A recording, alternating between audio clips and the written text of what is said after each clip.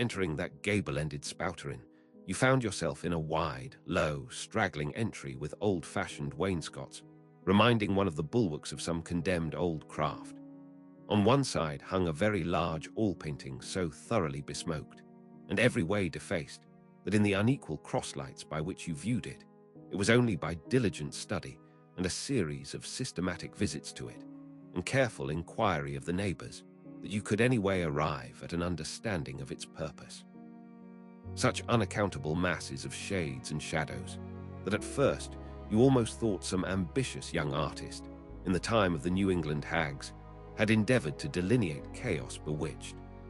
But by dint of much and earnest contemplation, and oft-repeated ponderings, and especially by throwing open the little window towards the back of the entry, you at last come to the conclusion that such an idea, however wild, might not be altogether unwarranted. But what most puzzled and confounded you was a long, limber, portentous black mass of something hovering in the center of the picture over three blue, dim, perpendicular lines floating in a nameless yeast. A boggy, soggy, squitchy picture truly, enough to drive a nervous man distracted. Yet was there a sort of indefinite, half-attained, unimaginable sublimity about it that fairly froze you to it, till you involuntarily took an oath with yourself to find out what that marvelous painting meant. Ever and anon a bright, but alas, deceptive idea would dart you through. It's the Black Sea in a midnight gale. It's the unnatural combat of the four primal elements. It's a blasted heath. It's a Hyperborean winter scene. It's the breaking up of the icebound stream of time. But at last all these fancies yielded to that one portentous something in the picture's midst. That once found out, and all the rest were plain.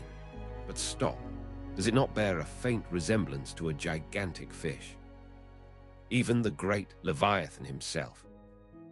In fact, the artist's design seemed this, a final theory of my own, partly based upon the aggregated opinions of many aged persons with whom I conversed upon the subject. The picture represents a Cape Horner in a great hurricane, the half-foundered ship weltering there with its three dismantled masts alone visible, and an exasperated whale, purposing to spring clean over the craft, is in the enormous act of impaling himself upon the three mastheads. The opposite wall of this entry was hung all over with a heathenish array of monstrous clubs and spears. Some were thickly set with glittering teeth resembling ivory saws. Others were tufted with knots of human hair, and one was sickle-shaped, with a vast handle sweeping round like the segment made in the new-mown grass by a long-armed mower. You shuddered as you gazed, and wondered what monstrous cannibal and savage could ever have gone a death harvesting with such a hacking, horrifying implement. Mixed with these were rusty old whaling lances and harpoons all broken and deformed. Some were storied weapons. With this once long lance, now wildly elbowed, 50 years ago did Nathan Swain kill 15 whales between a sunrise and a sunset. And that harpoon, so like a corkscrew now, was flung in Javan seas and run away with by a whale, years afterwards slain off the Cape of Blanco. The original iron entered nigh the tail, and like a restless needle sojourning in the body of a man, travelled full 40 feet, and at last was found embedded in the hump.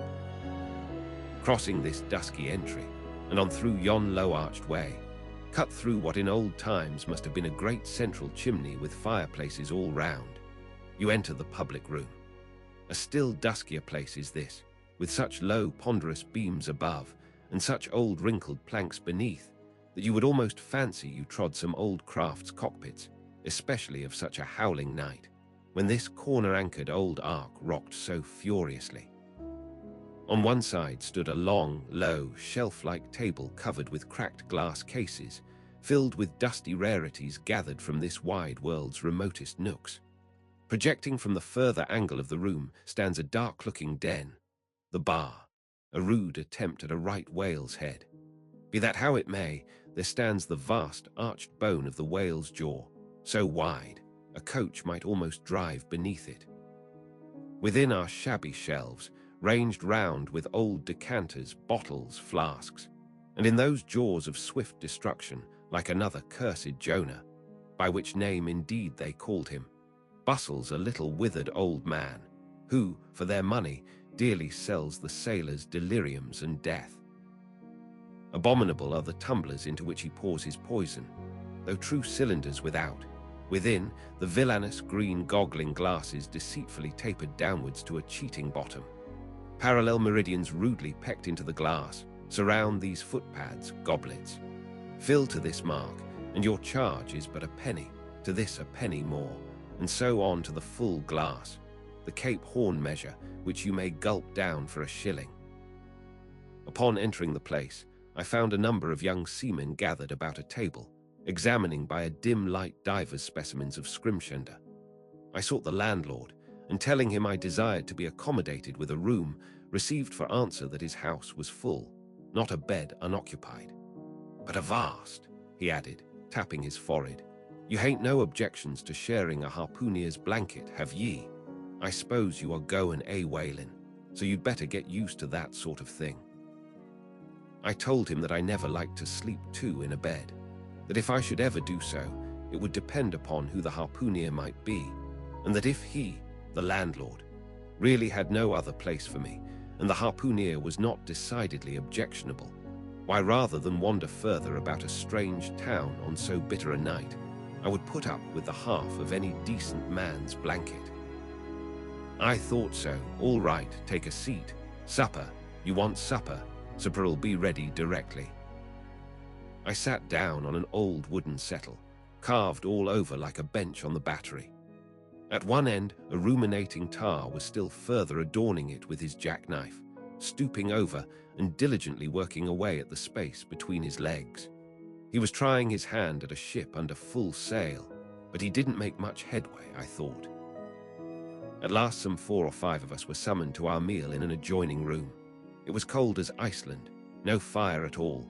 The landlord said he couldn't afford it. Nothing but 2 dismal tallow candles, each in a winding sheet. We were fain to button up our monkey jackets and hold to our lips cups of scalding tea with our half-frozen fingers. But the fare was of the most substantial kind. Not only meat and potatoes, but dumplings. Good heavens, dumplings for supper. One young fellow in a green box coat addressed himself to these dumplings in a most direful manner. "My boy," said the landlord, "you'll have the nightmare to a dead sartinty." "Landlord," I whispered, "that ain't the harpooneer, is it?" "Oh no," said he, looking a sort of diabolically funny. "The harpooneer is a dark-complexioned chap. He never eats dumplings, he don't. He eats nothing but steaks, and he likes 'em rare." "The devil he does," says I. "Where is that harpooneer? Is he here?" "He'll be here afore long," was the answer. I could not help it, but I began to feel suspicious of this dark-complexioned harpooneer. At any rate, I made up my mind that if it so turned out that we should sleep together, he must undress and get into bed before I did. Supper over, the company went back to the bar-room, when, knowing not what else to do with myself, I resolved to spend the rest of the evening as a looker-on. Presently a rioting noise was heard without. Starting up, the landlord cried, "That's the Grampus's crew. I seed her reported in the offing this morning, a 3 years' voyage and a full ship. Hurrah, boys! Now we'll have the latest news from the Fijis." A tramping of sea boots was heard in the entry. The door was flung open, and enrolled a wild set of mariners enough, enveloped in their shaggy watch coats, and with their heads muffled in woolen comforters, all bedarned and ragged, and their beards stiff with icicles. They seemed an eruption of bears from Labrador. They had just landed from their boat, and this was the first house they entered. No wonder, then, that they made a straight wake for the whale's mouth, the bar, when the wrinkled little old Jonah, their officiating, soon poured them out brimmers all round. One complained of a bad cold in his head, upon which Jonah mixed him a pitch-like potion of gin and molasses, which he swore was a sovereign cure for all colds and catarrhs whatsoever, never mind of how long-standing, or whether caught off the coast of Labrador, or on the weather side of an ice island.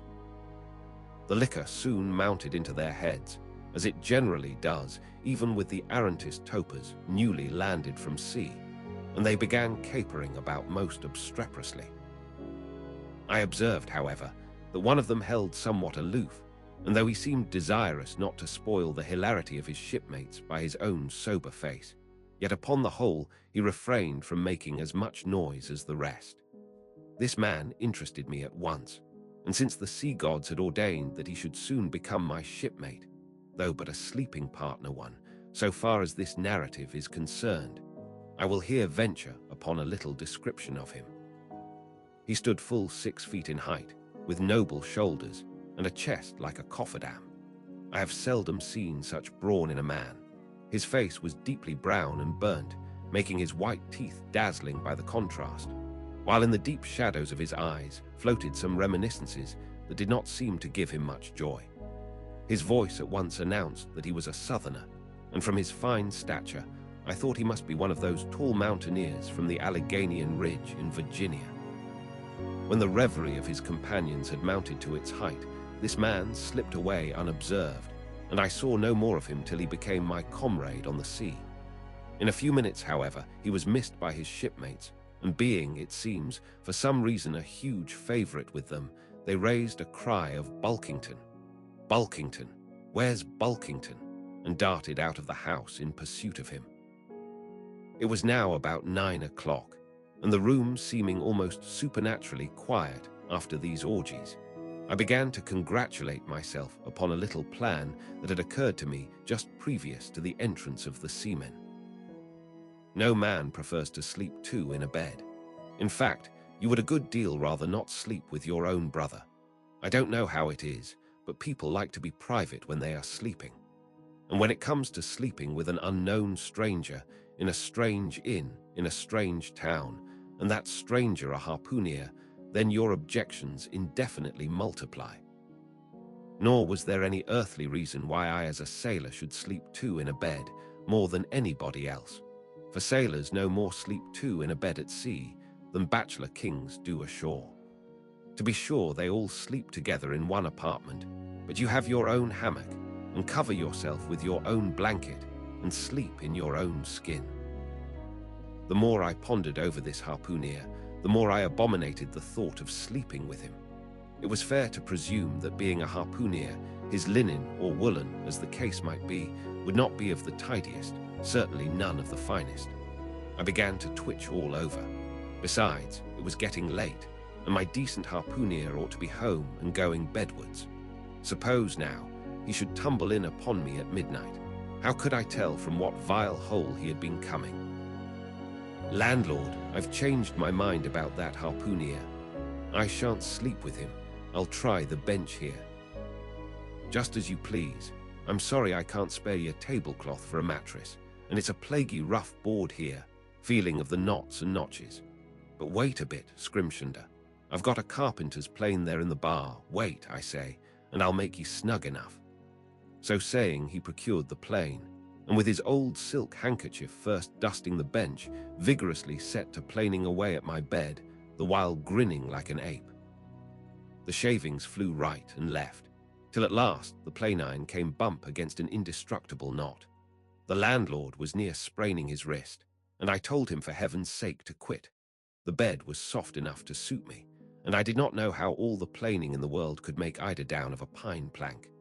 So gathering up the shavings with another grin, and throwing them into the great stove in the middle of the room, he went about his business and left me in a brown study. I now took the measure of the bench and found that it was a foot too short, but that could be mended with a chair. But it was a foot too narrow, and the other bench in the room was about 4 inches higher than the planed one, so there was no yoking them. I then placed the first bench lengthwise along the only clear space against the wall, leaving a little interval between for my back to settle down in. But I soon found that there came such a draught of cold air over me from under the sill of the window that this plan would never do at all, especially as another current from the rickety door met the one from the window, and both together formed a series of small whirlwinds in the immediate vicinity of the spot where I had thought to spend the night. The devil fetch that harpooneer, thought I, but stop, couldn't I steal a march on him, bolt his door inside, and jump into his bed, not to be wakened by the most violent knockings? It seemed no bad idea, but upon second thoughts I dismissed it. For who could tell but what the next morning, so soon as I popped out of the room, the harpooneer might be standing in the entry, all ready to knock me down. Still, looking round me again, and seeing no possible chance of spending a sufferable night, unless in some other person's bed, I began to think that after all I might be cherishing unwarrantable prejudices against this unknown harpooneer. Thinks I, I'll wait a while. He must be dropping in before long. I'll have a good look at him then, and perhaps we may become jolly good bedfellows after all. There's no telling. But though the other boarders kept coming in by ones, twos, and threes, and going to bed, yet no sign of my harpooneer. "Landlord," said I, "what sort of a chap is he? Does he always keep such late hours?" It was now hard upon 12 o'clock. The landlord chuckled again with his lean chuckle, and seemed to be mightily tickled at something beyond my comprehension. "No," he answered. "Generally he's an early bird, early to bed and early to rise. Yes, he's the bird what catches the worm. But tonight he went out a-peddling, you see, and I don't see what on earth keeps him so late, unless, may be, he can't sell his head." "Can't sell his head? What sort of a bamboozingly story is this you are telling me?" Getting into a towering rage.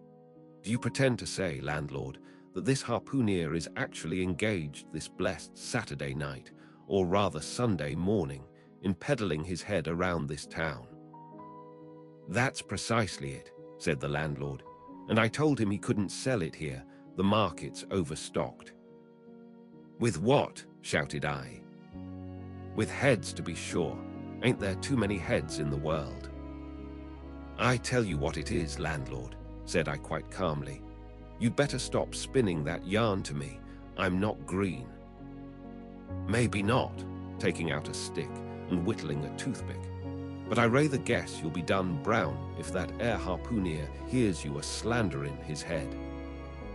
"I'll break it for him," said I, now flying into a passion again at this unaccountable farrago of the landlord.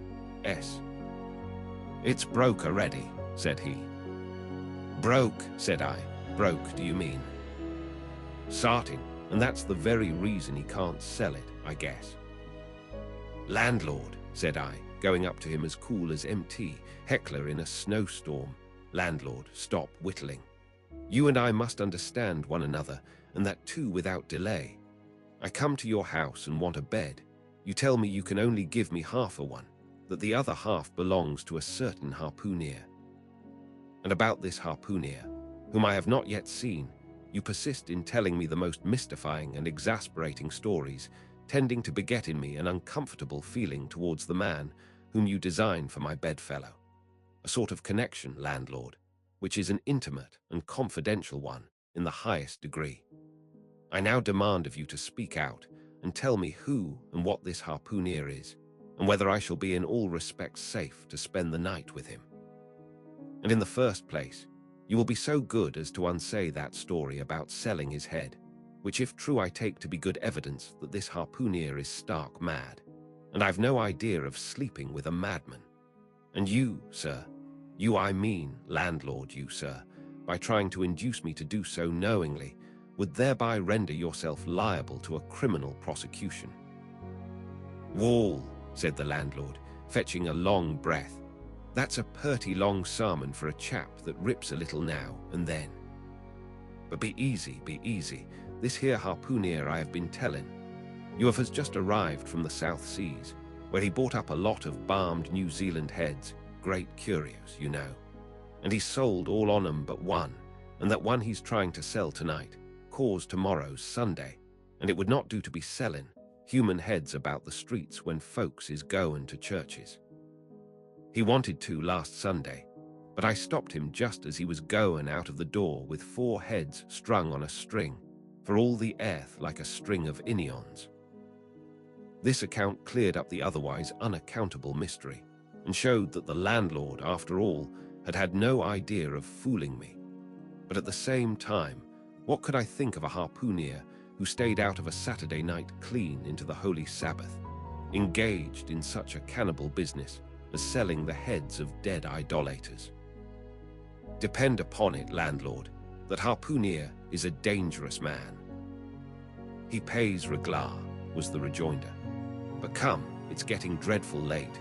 You had better be turning flukes. It's a nice bed. Sal and me slept in that air bed the night we were spliced. There's plenty of room for two to kick about in that bed. It's an almighty big bed, that. Why, afore we give it up, Sal used to put our Sam and little Johnny in the foot of it. But I got a dreaming and sprawling about one night, and somehow Sam got pitched on the floor and came near breaking his arm. After that, Sal said it wouldn't do.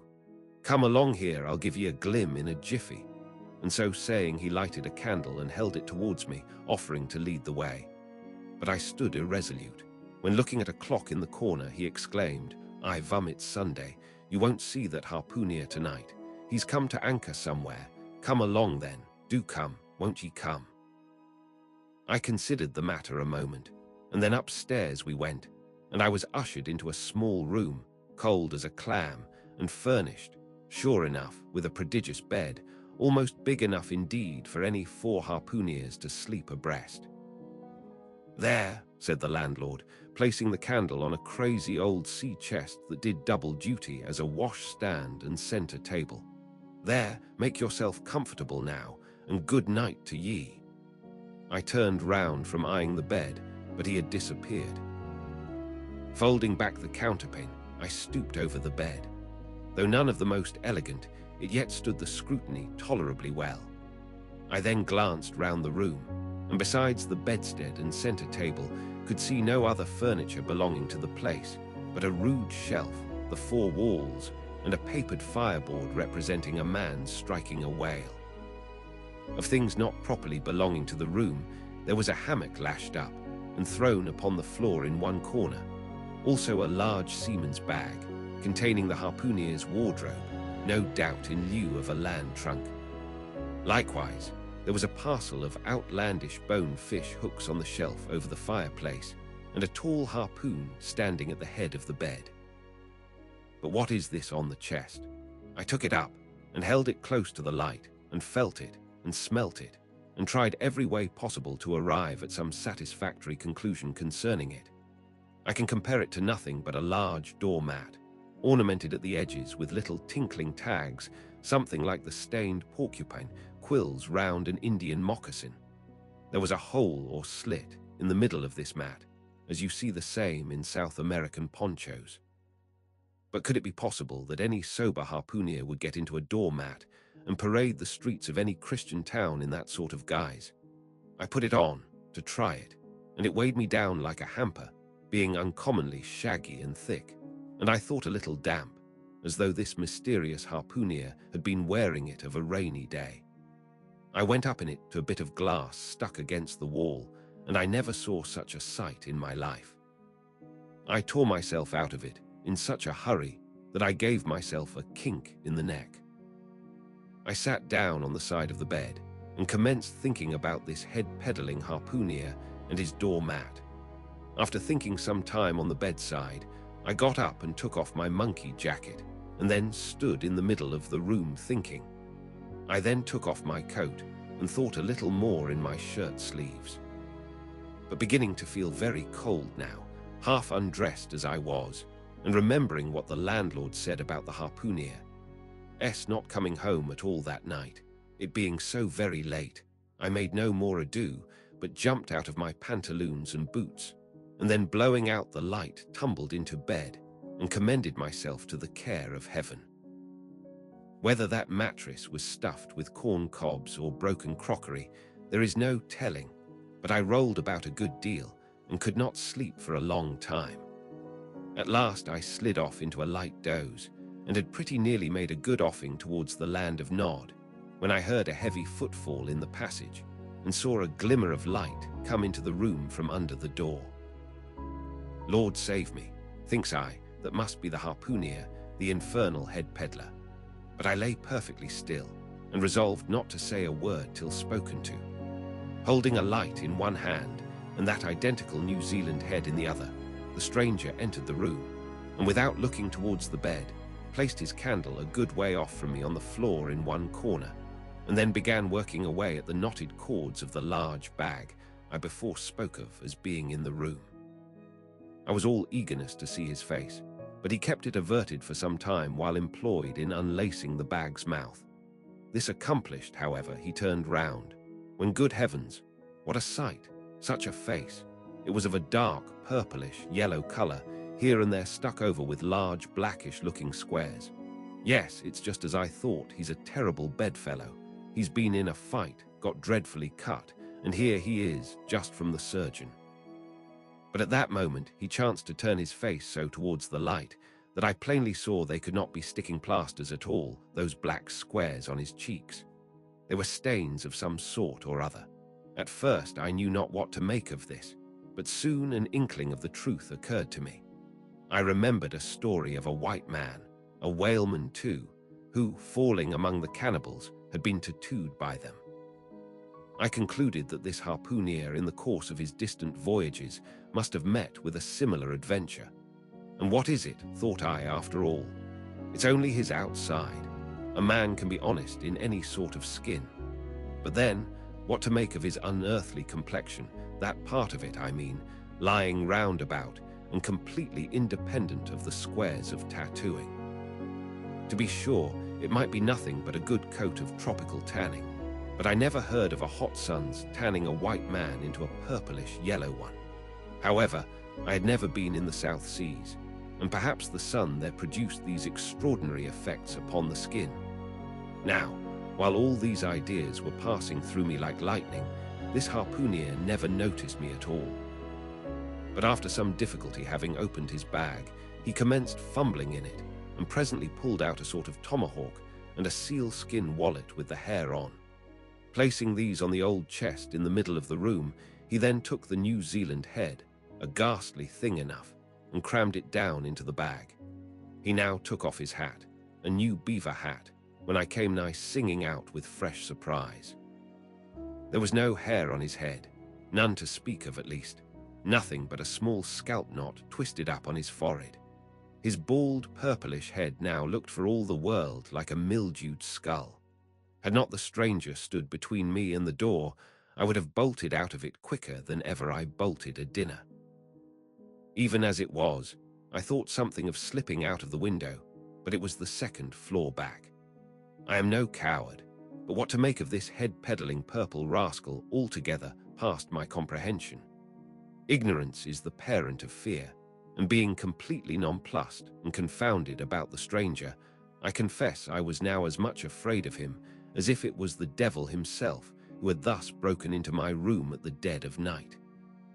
In fact, I was so afraid of him that I was not game enough just then to address him and demand a satisfactory answer concerning what seemed inexplicable in him.